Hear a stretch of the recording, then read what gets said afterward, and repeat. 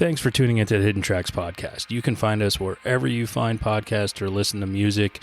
When you have an opportunity, please give us a 5-star review, write a little note, tell us how we're doing. We really appreciate it. It helps us keep this thing going. If you want to reach out to us, you can find us at Facebook at Hidden Tracks. Instagram is at HiddenTracks99, and if you'd like to send in submissions or talk to us or give us any feedback about what we're doing, our email is myhiddentracks99@gmail.com. Thank you so much again for tuning in, and I hope you enjoy the show.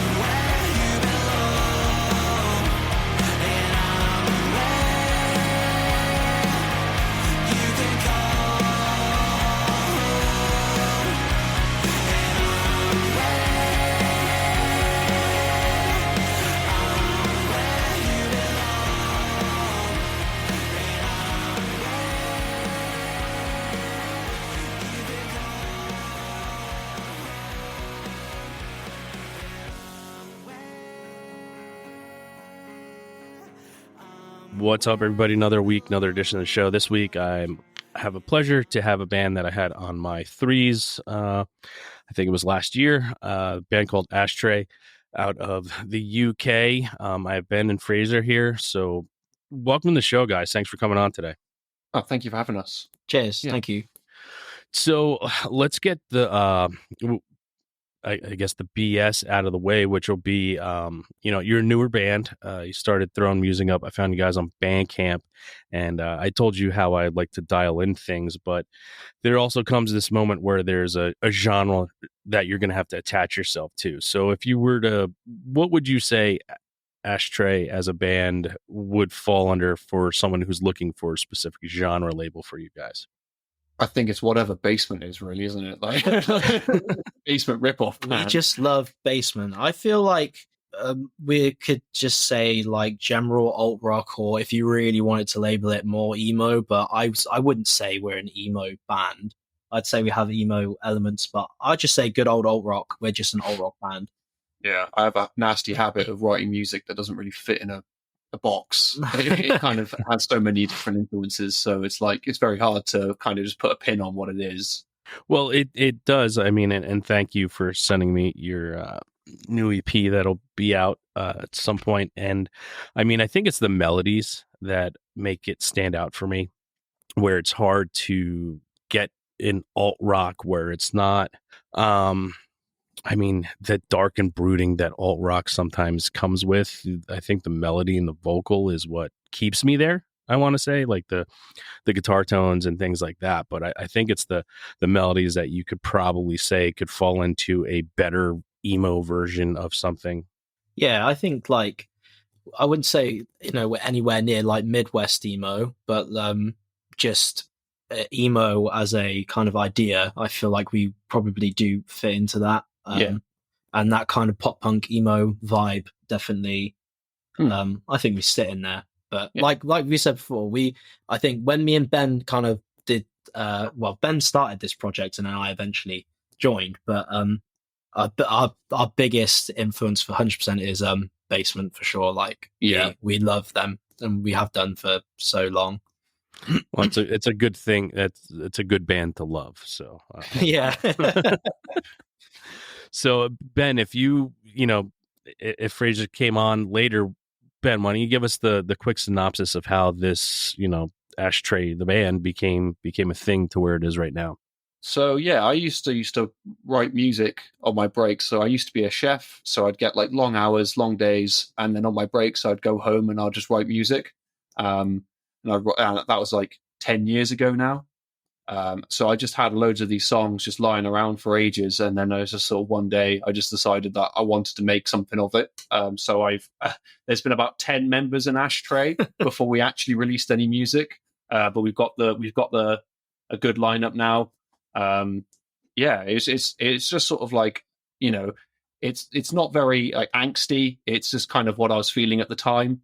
It's just kind of like the songs that we have out are the ones that were like the most like actual songs, because I write quite weird music sometimes. So it's quite good that we've just got this got like 4 or 5 songs on the first EP that I brought forward to these guys, and then we all just sort of changed it a little bit and made it a bit of everyone. And it was just sort of just a bedroom project that's gone out of control. So I mean, you said 10 years ago, I mean, is when you started this. So I would venture to say there's probably a lot of books filled with songs that are waiting to get out. Would I be accurate in that, in fleshing it out? Or now you're just trying to handpick what you think the other guys would want to play? I think we just decided from this point onwards that we wanted it to be, I always wanted it to be more like a band. I didn't want it just to be me. So like we did the first EP because there was already, 4 songs that were done and everybody loved them. And it was the first 4 I showed the guys, they loved them, and we just did them. But now with the second EP, it's more of a combination of the whole band, and that's what we want it to be. So we're probably going to leave what I demoed before just sort of off to the side and just let the band be a band. Well, that was like, do you remember? Because you had that SoundCloud, and it was like 10 songs in it. Do you remember? Yeah, those were like sort of the 10 best songs. So like basically, because me and Ben used to be in a different band before we were in this one together, called Born in Dissonance.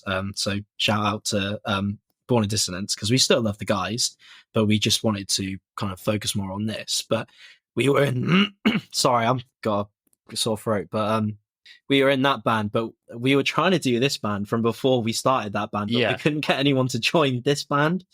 And then eventually with time we found people, and we kind of it's just the demos from your backlog, didn't we? We just decided that Fraser and I was just like, screw it, we're just going to do it. We're going to go so Tarrant, the other guitarist in the band, he does like mixing and mastering and audio production as like his kind of job. So he's done all of our he's done everything, and he's done a great job. Very lucky. And we just sort of he's a good friend, so we just like can we we've got this song, we just really want to put it out, like just record it, just so I have this like thing that I've been doing for ages. There's a physical good recording of it. And he loved it so much that he wanted to be in it. Yeah. So, and then from there, we managed to find Kieran and Ethan really quick, and that was it. Then after so long of wanting to do it, we were able to like actually do it. Yeah, he's like the third singer. Yeah.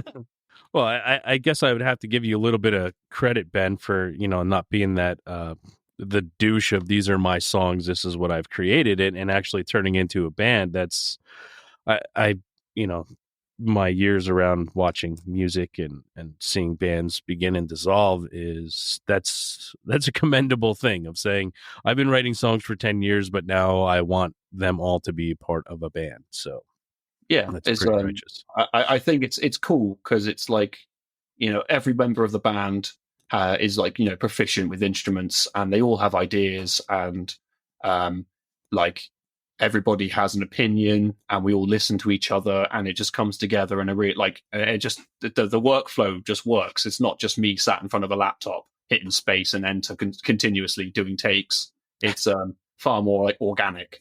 We just get in a room, we just jam a song, and we'll just do it in like 45 minutes, and then we go, yeah, that's a song, and then we'll go to the laptop and start messing around with harmonies and things like that. Wow. So, yeah. I mean, you make it sound so simple. I like things to be easy. There's life doesn't have to be hard. So if it's just you get the right people in, and everything's just easy. Yeah, I think we're lucky at the moment that we've been able to get in the room, and like for the 4 songs that we had for the original EP, everything after that really is we've just got in the room and wrote the songs together. So the second EP is all songs that weren't originally from Ben's backlog. Yeah. So we're all of these songs that are going to be coming out completely like all of us together in the room.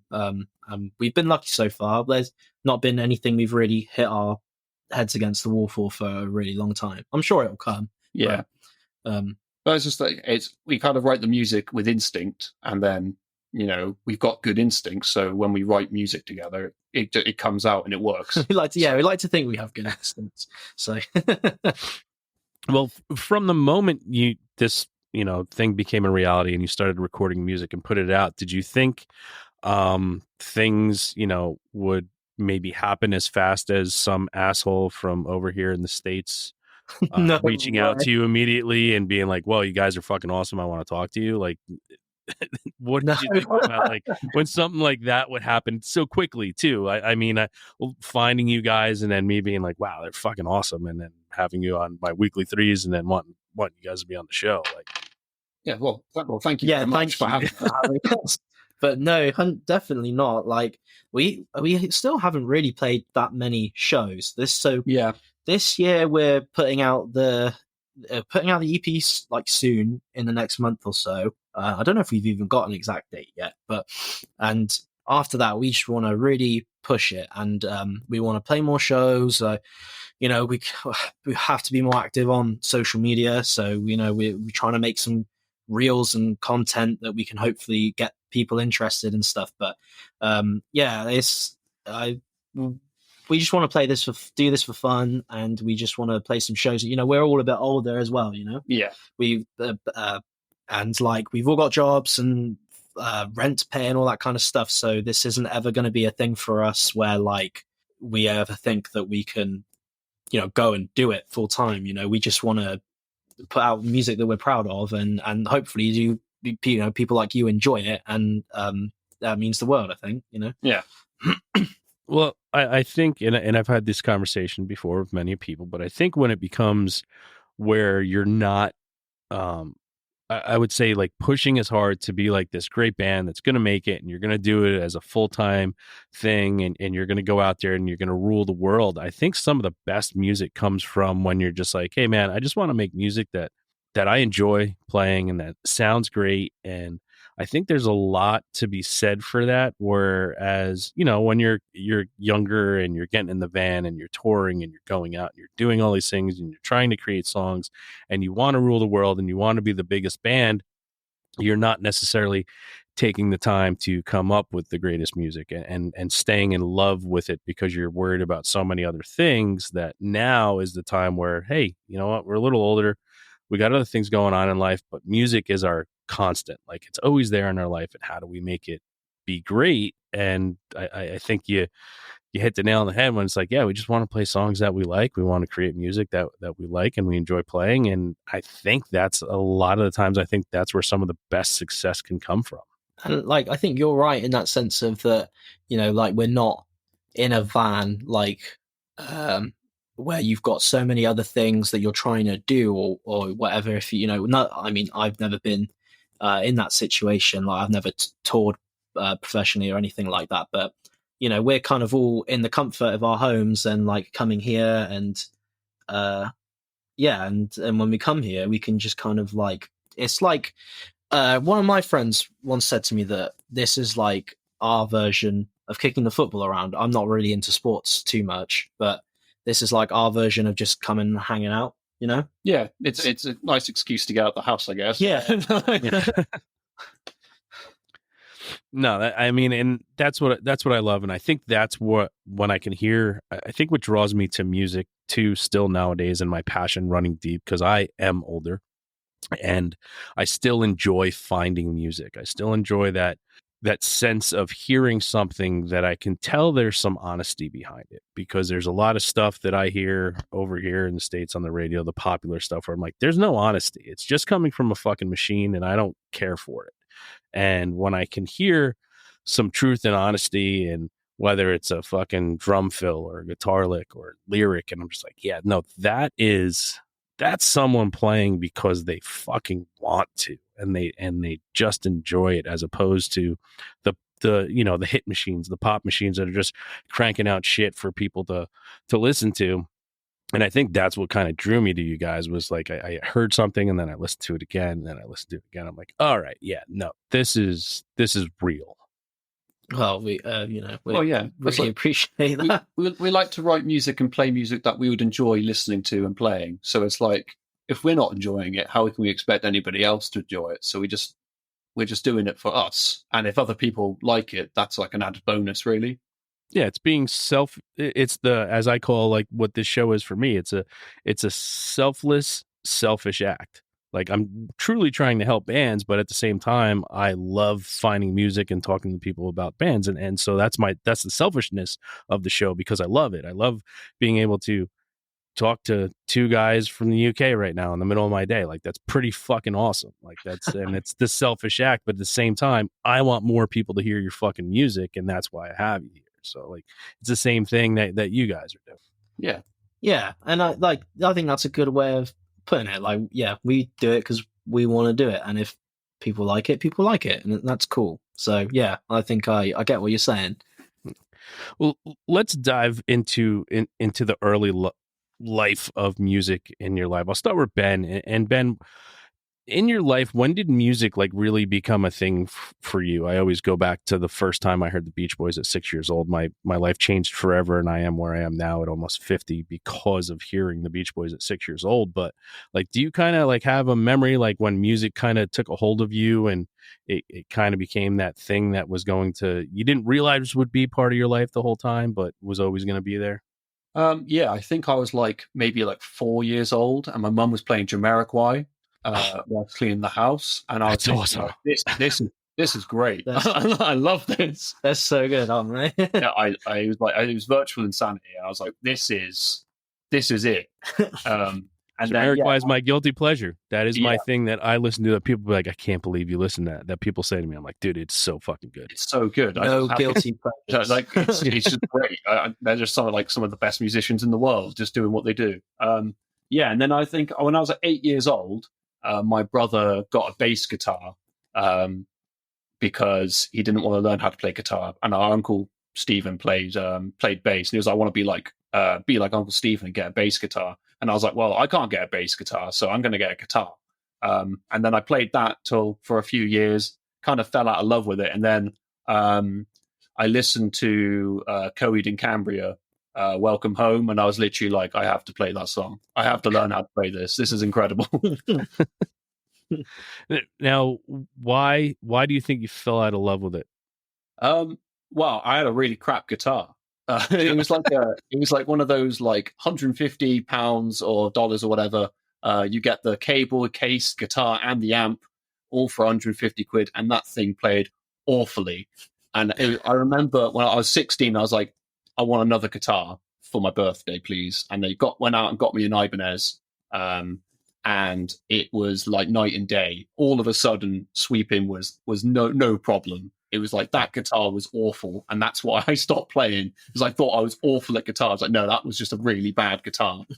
And you couldn't play anything on it. It was vile. Yeah. Well, hey, sometimes they're just excuses, as I say, it's not the wizard, it's not the wand, it's the wizard, right? So Yeah. you never know. Yeah. It was like, that was, I got the Ibanez, and that kind of just completely reignited my love for playing. Nice. How about you, Fraser? How about, when did music kind of take a hold of you? I'm not sure. I mean, I think I was always interested in it, and I always liked it. Like, I've got a lot of memories of like listening to records in the in the car of my parents when we would go to places. So, American Idiot by Green Day was like the first record I ever bought with my own like pocket money allowance, I guess. That would be allowance. My parents always used to play this British band called Keane, and they're like, I still love both of those bands. But I think for me, it was just kind of a constant thing. I played guitar when I was through secondary school, which is, I guess, high school. And then I finished that, and I was like, oh well, I just want to keep playing guitar. So I went and studied music in college, and then went to uni. And I think it's just something that's kind of always been in my life. And so I just, kind of like you were saying earlier, I just always like finding new stuff. The more new stuff I can fill my ears with, I just love it. I don't know. I love exploring and just finding new things that I like. Now, turning out and playing guitar as a kid, this is usually, I mean, I know it's happened a lot over here speaking with people, but when you do finally get an instrument, you are kind of, as a kid, you're drawn to other people who have an instrument, and you're rushing out and you're trying to form a band. Ben, was that for you? Like, I don't know how the difference in age between you and your brother, but were you looking for other kids to start playing music with at that time that you started picking up that shitty guitar? I think there's been several people that have their parents have had to buy them instruments because of me. Because I've just been like, we need to be in a band, and then they've gone and pestered their parents for instruments during primary school. So yeah, I'm probably responsible for a fair few £100 being spent on instruments that have been abandoned. Do you remember the very first time you got with a group of kids and you came up with a band name, and what the band name was? To be honest, I tried starting so many bands, but nobody really when I went through school, there was like a distinct lack of drummers. So if the drummer was already in a band, they weren't in other bands. So actually, really, I only started playing in a room for the first time a few years after I originally started ASHTRAY. And yeah, we came up with the name ASHTRAY on my birthday in like 2015. And we were sat around my flat having a little party, and then somebody just went, "Oh, there's an ashtray there. That'll make a great band name," and that was it. that was the band name. So that was probably the first time we actually sat around and thought about what a band name would actually be. How about you, Fraser? I mean, were you in other bands, and do you remember the very first band name you ever came up with? Yeah, I was about, I don't know, six. I must have been about 17, and up till then, there wasn't really any kids around that liked music like I did, apart from a couple, but they were other guitar players. We didn't have any drummers or anything like that. And then I went to college and studied music, and met a bunch of other like musicians, and then we had our little college band. I think we were called You know what? I don't even know if I want to say it because I don't even know if some of the stuff's still up on YouTube. And Well, you have to say it because I asked the have to. question. It's I the mean, rule. it's a rule. Well, I think we were. Yes, it was because it was a road sign, and we were called Box Road Avenue. Oh. And it was a name of a road that somewhere that one of the guys used to pass on their way to college in the morning. And that was my first, and yeah, and then That's very emo-ish name of a band. Pop Avenue or pop punk. Yeah, very pop punkish or yeah. It was definitely like pop punk. Yeah. A pop punk band. Yeah, it was good times. It was a long time ago, but it's funny to like think back on it now. Now, how about like when you started to find, Ben, you said Coheed, was that like when you found like your pocket of music that you kind of were excited about? So it was actually like we used to have two channels in the UK called Kerrang and Scuzz. And I think they've both shut down now. But I'd get home from school and we'd be on the Sky, and we'll just get Kerrang and Scuzz on and just listen to whatever they were playing on there, which was like the same 10 songs across both networks. And it was like around that time it would have been Duality by Slipknot was a big one, and there would have been Disturbed. I think Down with the Sickness was getting played a lot. There'd be Jimmy Eat World. And it'd be like a kind of a mix of alternative music, and that was kind of like, I remember the first time I ever heard somebody do like a growly vocal, and it was Lamb of God. It was Black Label, and I was like, this is fucking cool. I was like, I love this. This is me. Yeah, that was pretty much, that was it then. I was probably about 10 years old, and I was like, this is the music I want to listen to all the time. And yeah, it was just there, and then I remember I watched the video for Welcome Home, and it's got Claudio playing the double neck guitar. Oh yeah, and it was like, this is the fucking coolest thing I've ever seen in my life. I have to be able to do that. Can you do that? I used to be able to. I then stopped playing guitar for a bit, and then I then did ASHTRAY things, which is nothing like Coheed and Cambria. And then we were doing Born in Dissonance, and that's all like caveman chug riffs. Yeah, it's like hardcore. I love being in that band, but genuinely, I became a worse guitarist because I've just lost all of my skills. So yeah, as I tried sweeping the other day, and I was like, oh no, that's not a sweep. Okay, I can't do that anymore. Whoopsie. How about for you, Fraser? When was it that like you found your pocket of music that you thought was just for you? I've always just really liked, so when I was kind of in my early teens, I just loved like radio rock. So I loved Foo Fighters, I liked Nickelback, I liked Red Hot Chili Peppers, all those kinds of bands. And then I kind of got in, and I loved all that kind of stuff, but I just wanted something that was like faster. I knew I wanted something faster. And for ages, my friends were telling me to listen to Blink. And I was like, nah, I don't think so.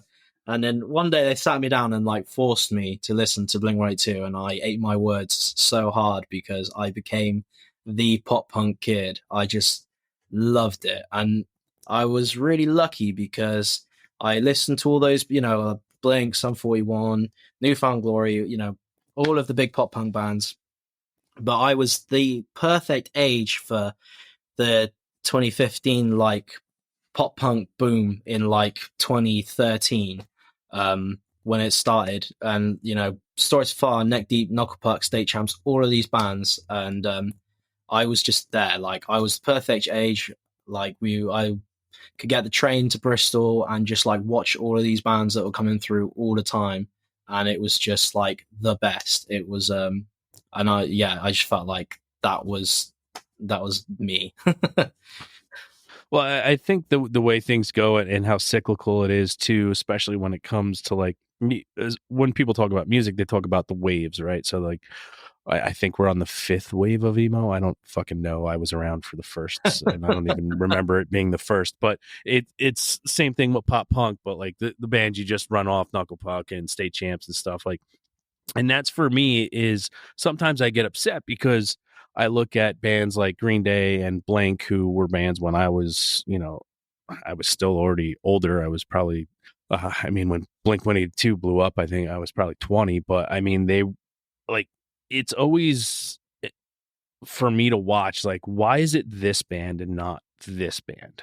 That rises to the top and then everybody knows them. And it's like, I'll sit back and listen to Knuckle Puck and be like, why do not more people know them? But people will always equate like a Blink to something, or where I would just want more people to be like, yeah, they're kind of like Knuckle Puck, or they're kind of like State Champs, or they're kind of like All Time Low. And it's like, there's not that, it never gets to that level that I see that happened with a Green Day or a Blink, which, just leaves that hierarchy that everybody gets to relate things to. But yeah, the fact that you even find them sometimes is amazing to me.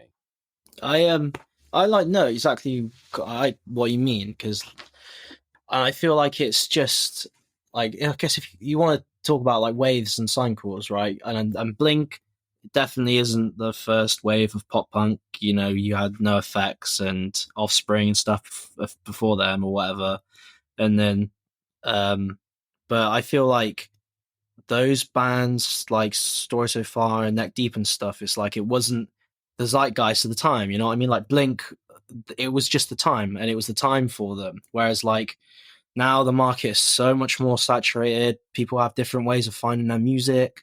And I feel like these bands are like amazing and they're brilliant and I love them, but they're never going to reach those heights because like it's not like the pub like, back then, like when these bands were touring, like hip hop was the big thing in the cultural like space, right? And I just feel like it was more of an underground movement. It was and it also kind of works that way because like Story So Far like more hardcore influenced, and they kind of kicked off that whole boom, so it kind of works in a way that it was more of a underground thing. But I definitely know what you mean, and I think it's like just saturation of the market. I think it's a bunch of different things, but I feel like those are kind of the two bigger ones, that is saturation of the market, and like also like the fact that it was just more of an underground thing, I think.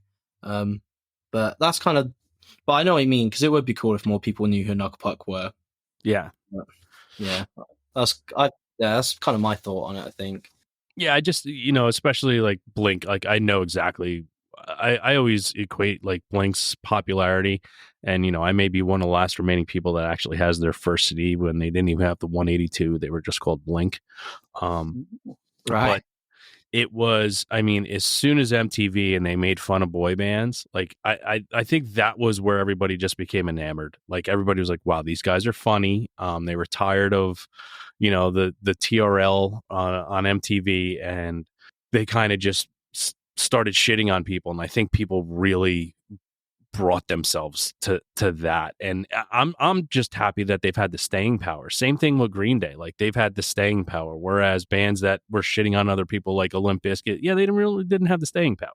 Like a couple albums and they were a flash in the pan and see you later. But like you still get guys that are making music to this day and making great music. Blink's last album was great.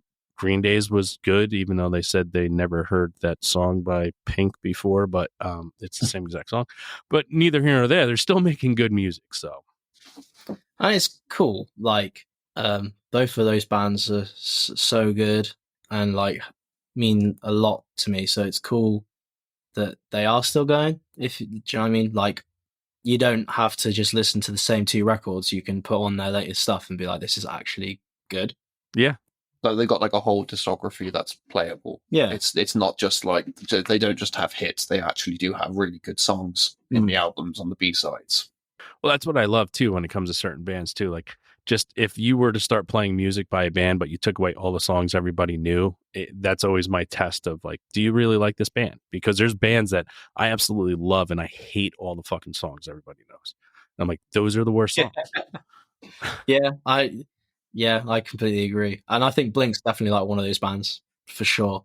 Like, I don't like All the Small Things. I do not like, I don't think it's that good a song at all. But like, Stay Together for the Kids is a banger. Yeah. Yeah. I say like Nirvana as well. It's like every time I hear Smells like Teen Spirit. I want to rake out my eyes. But you can listen to like their albums, and they're just Incredible, incredibly crafted songs. They're very clever people making those songs. It's like that they are actually great. And it's like, why is Smells Like Teen Spirit the single? Or like Toxicity is like Chop Suey is like my least favorite song on the album, and all of those songs are like near. An album's like near enough a 10 out of 10. And Chop Suey gets the single. I don't get it. Yeah, it's that old adage of pop. What do you think your mother is going to also be able to tolerate listening to? And that's how they pick songs. Like, and that's why I always say the word pop just means accessible. Like, that's all it means. It means your mother, your father, your sister, your brother, your nieces, your nephews, your grandparents, everybody can kind of be like, oh yeah, no, that's not a bad song. And that's really, I think, how they pick it. Like, okay, this is the one song that could probably get to a lot of different people, as opposed to, wow, this is the best song on here. But what's going to reach the masses? Yeah, for sure. And, you can't blame them, right? Like, no. If you're at that level and you're trying to do it, you try and do it. You make your money. Fair play. Yeah, it's business at that point. You make your money. You get it to as many people as you possibly can. Yeah.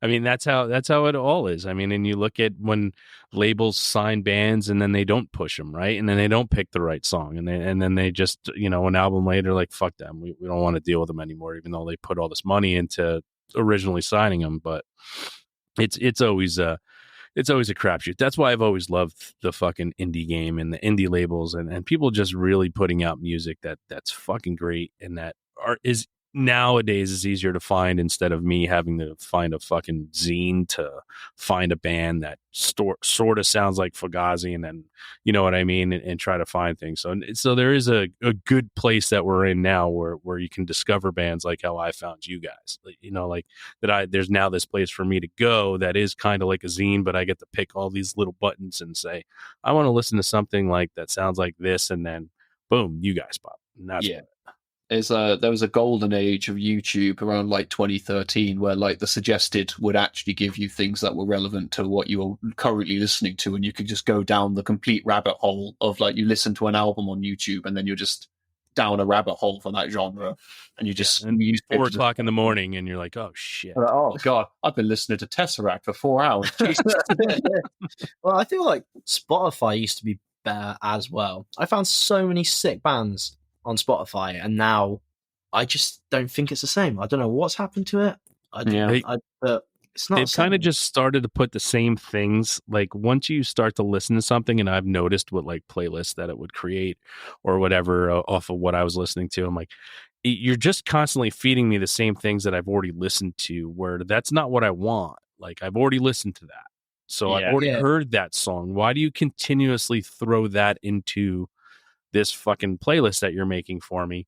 I don't love that song anymore. You actually just fucking ruined that song for me, because on the last 10 playlists of different things, you happen to throw that song in there. Now I don't want to listen to it ever. So they're kind of ruining some things. It's like I think the meme over here is that if you're in the UK and you're listening to a Spotify playlist, there is a strong chance that you'll get covered by Basement Play. And it's really awkward. I'm like, oh, you listen to Basement? Like, no, it's just a Spotify playlist. And I was like, oh, okay, all right. That's how we became friends. That is how it was covered, the song. That's how we became friends. Like, we both used to work at this like British pub chain called Weatherspoons, and Ben worked in the kitchen and I worked on the bar. And I went into the kitchen one day, and Ben was in there. We didn't know each other. And what were you listening to? Something heavy. I was listening to Sixth. You're listening to Sixth. And I was like, oh, cool, you like heavy music. And Ben said, oh, can you recommend me something? I said, oh, listen to Color Me and Kindness by Basement. I went back in there like 40 minutes later, and we've been friends ever since. Yeah, that was it. That was it, literally. So more people can become friends through music. I mean, that's where I always have that, you're at a concert with people that they're not strangers. They're just friends you haven't met yet, because you're all there for the same fucking thing. And music is the easiest way to become friends with someone when you have that same kind of feeling. And it almost is, if you like a certain kind of music, it's almost like it's part of your personality. right? It's kind of almost sometimes who you are, and it's easier to find people that way. Like when you're listening to somebody, like, oh, you listen to this? I love this too. Like that's so awesome. Yeah, people usually wear like their favorite band shirts. It's like, oh, I've got a special interest, like clothing that you. There you go. Oh, you like bands? Oh, I'm wearing a band shirt too. Yeah. Like Yeah, the Slayer guy. Yes. There's a it's like it's really nice with music because, like you said, everybody's there for like the same reason, and everyone's just so friendly at gigs. Unless you're at a hardcore show, and then everyone's just kicking crap out of each other. Yeah. But they're still friendly. But they're still really. but they're still friendly. Yeah, they're still very nice. If they hurt you, they will apologize. You know? Exactly. Speaking of gigs, what was the very first show you ever saw live, Ben? Oh, I went to see U2 at the Cardiff Principality Stadium when I was about 9 years old. I think they had just brought out How to Defuse an Atomic Bomb, and my dad was like, "We're gonna go see U2," and I was like, "Okay, let's go." And I was like, my tiny 9-year-old brain was not ready for what I was about to see. It was just like it was U2, so it was like you saw a show. Yeah, it was like wow. So people may not like U2, but like they do know how to put on a show. Wow. Well, how about the first one you got to pick to go to? Oh, I went to see Enter Shikari. So we live in a town, and there's a pier on it. And the band Enter Shikari used to do like when they were small, they used to do like small towns. And a guy that runs a club in Weston-super-Mare, he used to run this bar called the Rock Gardens, and during Ender Shikari's set, like the roof actually came in. I think they put the bassist through the ceiling, and as like a little sorry, they came back. They did like a off the beaten track tour, and they came back as the Rock Gardens wasn't in Weston anymore. They played on the pier, so we have a big pier for like attractions and things, and they put the show on. And I was like 17. I was like, I have to go see Ender Shikari. Like, I can't not go see them. They're like one of my favorite bands at the time. And they're literally 10 minutes away. And it was literally 10 minutes down the road. And yeah, that was probably the third best show I've ever been to. It was a complete zeitgeist of everything that I was going through at that time. It was just like, this is my favorite band right now, playing all my favorite songs because my favorite album had just come out. It was perfect. Wow. Nice. How about you, Fraser? My parents took me to see Keane, the O2 in London, and they were touring Under the Iron Sea, which is their second LP, which is also my favourite. Hopes and Fears is brilliant, but I really like Under the Iron Sea. Me and my little brother actually say that we reckon a lot of our music taste and the way that we think music should sound is because of that album. Like, and also it's just so fucking emo. Like, it's Keane, but it could be an emo. If you put guitars on it, it'd be an emo record. It's just, it's such a good album. If you've not listened to it, Shane, listen to Under the Iron Sea by Keane. I have listened to it. Keane was one of my favorites back then when they came out, and they were doing things that other people started taking. I mean, and it was the nice melodic piano riffs that you would get into a song where other bands started doing that, like a Jack's Mannequin or the Format, or other bands started doing that. But I always go back and I do think Keane was emo when it came. Yeah, it was very emo. It got more play than a lot of other things around. But yeah, no, I know exactly who and what they are. It was fantastic. It was so good. So that was my first show. Was that did you get to pick that, or was that something that they were already going to? They surprised us because I was 11, I think. And my dad was doing work at the O2 in London, and they took us under the guise that he was working, and it wasn't that we were going to see Keane. So me and my little brother lost our minds. Well, Ben, you said that Enter Shikari was your third best show you ever went to. So how about, what was the best show you've ever seen, both of you? Ben, you go first, and then Fraser.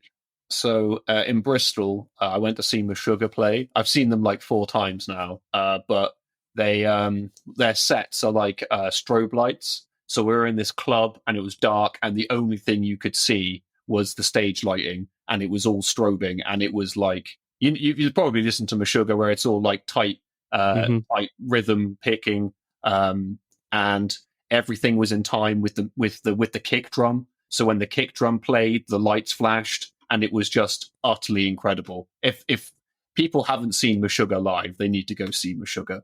Like, they are so good live, and they're so tight. People aspire to be as tight as Meshuggah. They're so fucking good. I've seen them and they were very good. How about your number one show, Fraser? I don't know. It's hard. I don't know if I could pick it like a definitive number one, but I mean, I've seen Stories of Fire quite a few times, and every single time I just come out and I'm just like, that was amazing. I'm an absolute Stories of Fire fanboy, but and to be fair, and every time I've seen like Basement as well, I come out. I think they're probably like my two favorite bands. So either one of them, I come out every single time. I just like, that was fantastic. So yeah, probably. Right. I'll allow it, because I have a couple bands that every time I see them, I always walk out going, that's the best show I've ever seen. And there's like two bands that every time I see them, I always walk out being like, that was the best show I've ever seen. Who's that? One would be Manchester Orchestra. The other the other would be Biffy Clyro. Tarrant, West Tarrant. Where's Tarrant? This is like favorite band ever. Yeah, and it's so nice over here that I get to see Biffy Clyro in like a 600 cap room. Like, no one knows who they are over here in the States, like, which blows me away. But I get to go do. Yeah, I get to films over here. Yeah. Like I tell, and when I explain like Biffy Clyro to people over here, I'm like, listen, they're legitimately the Foo Fighters of Europe. Like, that's how big they are over there. I'm like, over here, but nobody knows who the fuck they are. And it blows my mind that I get to like sit there and fucking high five fucking Simon when I'm upstairs in the VIP. I'm like, this is crazy. Like, it's just so weird to me. That is weird. I mean, I'm not saying I think that they would be the biggest thing in the States, but I definitely thought they would have been, like, I would have thought that they were playing like good sized venues. Yeah, like 600 cap. Maybe like 3,000 to 5,000 or something. No, like I mean, let's see. I've seen them in Gramercy, which is 450. I've seen them at Bowery, which is 600. I've seen them at Irving, which is 1,000. Like, that's the biggest room I've seen them in. I'm like, and it's like unbelievable. And no one there is from here. Everyone, like, people I'm in line with, they're like, oh no, we flew over from Scotland to see them here because it was actually cheaper and better to see them. Way, that sounds like the UK. But oh, that's cool. Yeah. All right. Well, I'm gonna ask a band question now. I want to see if you guys come up with the same answer, and it's okay to have a different answer. All right, but if no one heard of your band and you could only play them one song that you have recorded, what song of yours would you play for them? Ben, you're first. That's such a hard question, because like we like with the new EP and then the things going forwards, we've hit a niche that we're all happy with. So I was like, do I show them a song that's going to be like what we release in the future, or do I just play my favorite song? So my favorite song would be Treading Water.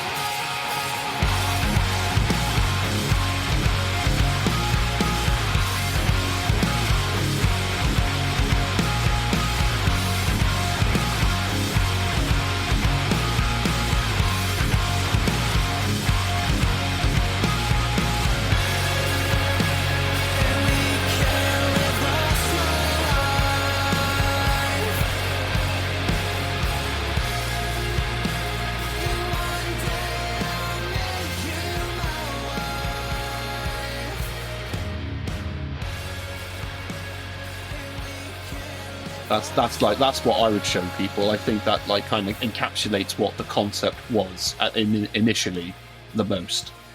Okay.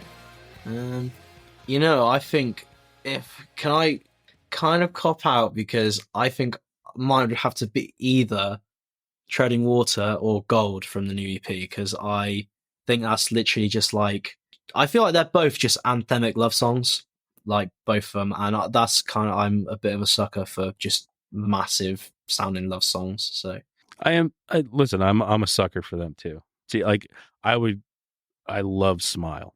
Oh, thank you. Brilliant. Thank you. I love it.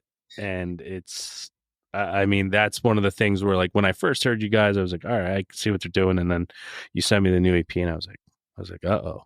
I was like, yeah, I'm in for something here. And then it's, bunch of listens over and over again. I'm like, fuck. I'm like, Smile just, I don't think it puts a smile on my face, but I'm just like, I'm just, it grabbed a hold of me. So that's mine for you guys.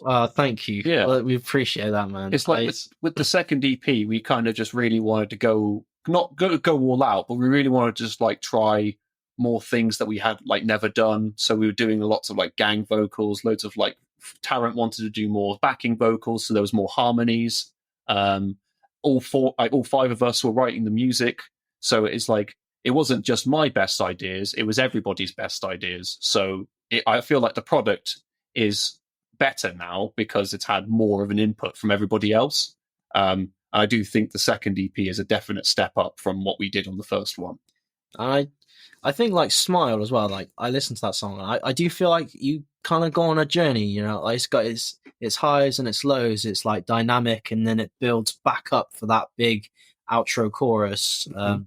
And I think that's why I like it to play for someone. Like if I were to play it for someone, which I haven't, it's been for my ears only. But like when you guys release it, I'm like, that's what I'm going to hand to people. There's so much going on here that it is exactly what I think you guys are. That I'm like, there's so much going on, and you guys are trying to keep it like subtle and small, when it can be this huge grandiose thing without really getting out of hand. I just I don't know, it's hard, isn't it, sometimes, because like you just kind of get together and write these things in a room because like you enjoy it, and it's just kind of strange to hear, do you know what I mean, like to have someone saying they really like it. Yeah. So like, yeah, thank you. But I think we wrote it. It was a really easy song to write because we literally just banged it out. Oh yeah, we were just like we put one song, like a little demo. We kind of put that to the side, and then like someone started playing something on the guitar. Everybody went, "That sounds cool. Well, yeah. Let's put the other instruments around it." And I was like, okay, what would the next bit be? Oh yeah, the next bit would kind of just be like this. And I was like, okay, what do we do now? And then it just kind of just happened in about 40 minutes. Yeah. And then I kind of like took it home, worked on the vocals. I had some ideas that I was kind of wailing horribly while the guys were like kind of getting the instrumental together. And then I kind of took it home and worked on it. And the kind of premise of the song is just that like, enjoy the small things in life, like it's that thing of I went to my parents' house and one evening, and they just randomly pulled out this massive folder of pictures, and it was really like looking back at like my childhood and like their lives, but it's like seeing that through like an adult perspective of you, just parents are just people too, and they were just having parties and having a great time. And, not everyone needs to be like, I don't know, famous or a millionaire or something, like there's so much joy to be found in normal everyday life. And that's kind of what I wanted to get across, I think. Brilliantly stated. So, yeah. Well, all right. Well, we got that out of the way. Now let's ask if there's a band in your life that you constantly turn to when you need something to listen to, whether you're in a good mood or a bad mood. I look at it as a band that never lets you down, a band or an artist that you constantly end up turning on. Rolling Stone calls it your favorite band. I look for bands that never let you down, that you always just want to listen to. How about Ben? Who do you got? I think it's going to have to be Deftones. I really love Deftones, and they just have such a spectrum of songs. It doesn't really matter what mood you're in. There's always something in their discography that will kind of reflect that. I just think that they're great. They're a great band. They write some pretty amazing songs, and White Pony absolutely slaps. So so does Around the Fur. Yeah, so does Diamond Eyes. Yeah. Well, good one. How about you, Fraser? I think mine kind of depends like what kind of mood I'm in. But I love Anderson .Paak. He just always makes me happy. I love his music. I love Ventura and Oxnard are the albums I really enjoy, but I feel like you can kind of just put it on and it will always put a smile on my face. Right. Nice. Now, we talked about this earlier when, Ben, you brought up Jamiroquai, which was, my guilty pleasure. And I understand there are no guilty pleasures in life, but there is that, I always say there's that millisecond when someone catches you listening to something that they otherwise would never suspect you listening to. So what do you have in your life that you listen to that you think someone would judge you for? That's probably My Chemical Romance, because that exact situation happened in the kitchen one day. It was like somebody gave me their iPod and was like, yeah, just put some music on. And usually I'm listening to like the most obscene heavy metal, and everyone's gouging out their eyes because they hate it. And then one day I just put on 3 Cheers for Sweet Revenge, and everybody just looked at me like, what? Why you put that on? Like, you listen to My Chemical Romance? I'm like, yes, I fucking do listen to My Chemical Romance. Thank you very much. I love My Chem. I mean, they're where I work. They're a favorite, so fan favorite. Oh, there you go. Yeah. All right. How about you, Fraser? I'm gonna out myself and just say I love the Sonic Adventure and Sonic Adventure 2 soundtracks because they're fucking amazing. But it's definitely something I feel like I could be judged for. So yeah, I judge you. So yeah, but that's so good. That's been my thing lately. That's definitely my lately guilty pleasure is Sonic Adventure and Sonic Adventure 2 soundtracks. I'm going All right. Yeah. All right. Not bad. Do you remember the last song you cried to, Fraser? I'm gonna be honest. No, You don't cry. I do cry. I do. My girlfriend, my fiance would definitely tell you I cry. But I can't remember the last song I cried to.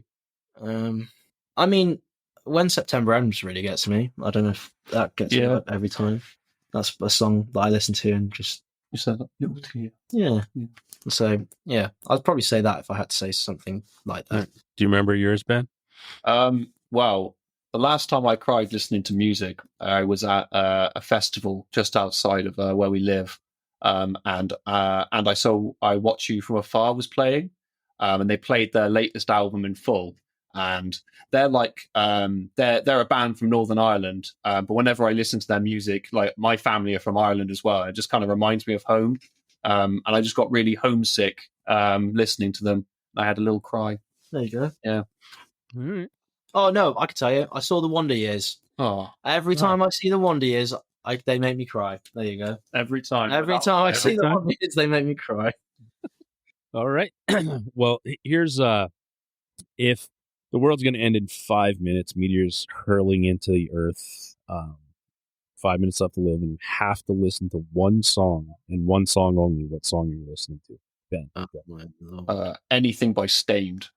Like Stained is end of the world music, self-sacrifice music. Like imagine you're like on a spaceship and you're like just out in space in a spacesuit, and like you have to sacrifice yourself to save the planet. Right, and Stain's playing in the background. That would be... It's been a while. Yeah, literally. He's there floating around. I've got to go to the control panel out in space to get the fins out, to get the spaceship working, but I'm sacrificing myself to do that. That's the music.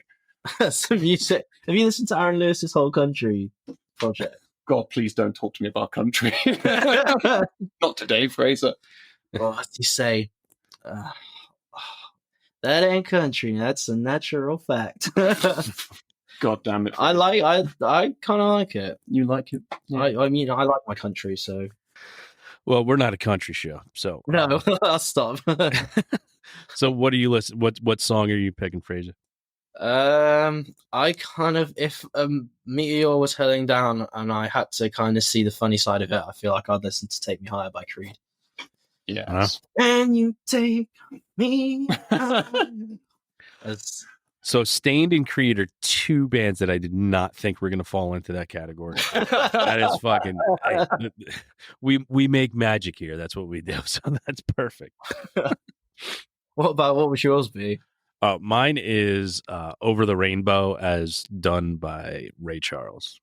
Oh, that's hell yeah. lovely. Yeah. Yeah, I have the notes tattooed on my forearm. So like anybody finds me in a ditch, they play that. They're like, all right, cool. Oh, yeah. So I could already be dead, but somebody will play those notes and be like, all right. So it'll always be played.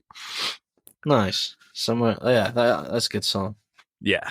All right. So I'm gonna have one more question before we start moving into our final segment of the show. If and again, the things that are going on over here in LA, this question has been on the show prior to anything that's happened. But not to be insensitive, but if your flat's on fire and your whole family and all your animals are out safely and you're going back in for one piece of music memorabilia or music related item, what is it that you're grabbing? Oh, okay. So I have a vinyl that was signed by Jamie Lenman. He was in a band called Reuben, and they'd broken up by the time I actually got around listening to them. But I got to meet him, and he signed my my copy of the vinyl. And he said he did a little doodle on it as well, because he's actually an illustrator. And that's probably my most prized possession. I only got it recently, but that's probably my most prized musical possession.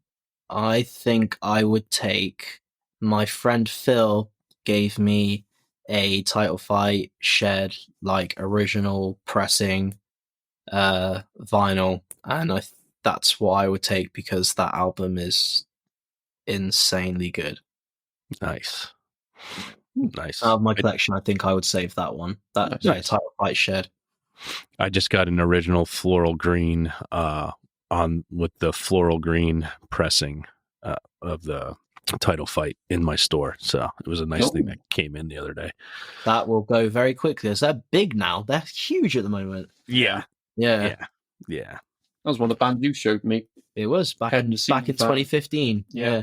Nice. Well, we're going into our final segment. It is our weekly threes segment. But before we get to our weekly threes, where it's three things you're listening to that you'd like people to check out, I want to say, first and foremost, thank you guys, both of you, so much for being here, being a part of the show, and thank you for creating the music that made me find you. We talked about it earlier, how music can just create friends, but like me finding what you guys created made me want to reach out and have you guys on the show and tell people about you. And I think it's really important that you're creating music that you love. You're putting it out there for people to grab a hold of, and assholes like me to judge and share with people. But it's really important, and I want to just say thank you so much for doing that, because it means the world to me. Like I said, I found it, I loved it, and I got excited, and I reached out to you guys. So thank you so much for doing that for me. Well, thank you for reaching out to us as well. As it's wild, we never thought we would have someone from the States wanting to talk to us. We appreciate it so much. Well, we are in our weekly three segment. It's where you guys appeared a while ago. It is three things that you're listening to that you'd like people to check out. You each give me your three, and then I give my three to end. Okay. Shall I go first? I'll go first. Yeah. So at the moment, I'm listening to a small band. They live not too far away from us, called Monochrome. They're really cool, kind of they're kind of like Loathe. They all play baritone guitars, and it's all they've all got nice parts in the songs. I've been really digging them. We went to see them a couple of weeks ago. Yeah, they're really good. I've been listening to a lot of Spirit Box lately, because I cannot get enough of Spirit Box. They're so good. I saw them and- recently. They were so fucking good. Oh, I'm seeing them in a couple of weeks. They're playing. They're doing one show in the UK, I think, in London, and I'm going to go to it. And then the other band I've been listening to is a band called Contention from Florida. They're like a smallish kind of like a hardcore band, but they came down and played. I think we played a show with them, or I might have just gone to the show. I don't what in Born in Dissonance. Yeah, they're like a kind of small hardcore band, but they are so good. They just write banging songs, and it's just quintessential hardcore. It's so good. Nice. All right, your 3, Fraser. I have been listening to Monochrome as well because they were so good when we saw them a few weeks ago. A band from round not too far from around here called Fail State, very good. They're kind of like Run for Cover Records type vibes. And then I've also been listening to Balance and Composure's record that came out last year. I can't remember what it's called because I was just click on it straight away, but it's really, really good. They're one of my favorite unsung bands, Balance and Composure. Yeah, it's so good. Like the thing about Monochrome is like they've only got 2 songs out, and all their songs are great when they play them live. They sound great on the record. They're all students. They don't drive. They get on the bus and drive around the country to go to shows. And it's just like they are dedicated to the grind. As I have a lot of appreciation for what they're doing. Nice. All right, awesome. Time for my 3s. My first one, a band called Southtown Lanes. Name of the album is Take Care. They're like a post-hardcore emo-ish from Oregon. Next is Francis of Delirium. The soft versions, female-driven, like Frenchcore music. Really, it's one of those things I turn the lights down low and turn on. Francis of Delirium. And last but not least, a band by the name of Palomino, A Simple Lesson in Human Body Language. They are from New Jersey, my home state, kind of as a indie gaze, shoegazy indie. I don't know, just good music. Just fucking listen to it. That's all I got to say. That's how I roll. Yeah. But those are my 3. Those are our 9 for this week. Again, thank you guys, Ben, Fraser. Thank you so much for being here. Thank you for the music you guys created that brought us together. So excited, for the new EP to be released and people getting to hear it all. And it's not just in my ears because I've been loving it and I can't wait to share it to people. So I can't wait for you guys to release it. But great job. Keep doing what you're doing. Keep creating. We'll keep listening. And, thank you so much for everything. No, thank you. Yeah, thank you. Well, everybody out there in the world, you know what time it is now. It's time to go out, listen to ASHTRAY, and have a great fucking time.